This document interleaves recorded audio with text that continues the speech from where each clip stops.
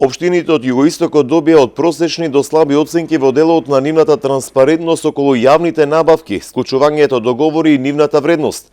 Ова е генералниот заклучок до кој дојде Сдруженијето Екоправда од Валандово во рамките на проектот Мрежа за транспарентност и отчетност и интегритет во јавните набавки, што го спроведуваше Центарот за граѓански комуникации и Фондацијата Фокус.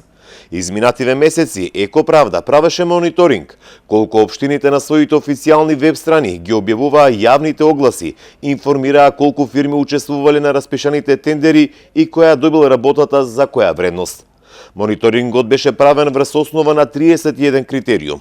Се бараа податоци од општината за планот на јавните набавки, неговата реализација, се споредуваа со податоците на Бирото за јавни набавки, се скенира општинските веб сајтови, дали објавуваат информации за распишаните општински тендери, колку фирми учествувале на истите и која фирма го добила за реализација. Според добиените податоци од сите 10 општини, Доиран е најтранспарентна во делот на јавните набавки, според утврдените критериуми. Потоа следуваат општините Богданци, Радовиш и Гевгелија.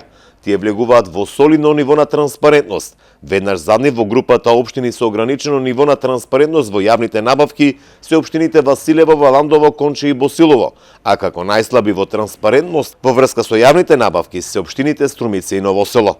Станува збор за истражување за минатата 2018 година, кога во 10 општини биле спроведени 348 тендери, а биле склучени 426 договори за јавни набавки во вредност од приближно 11 милиони евра.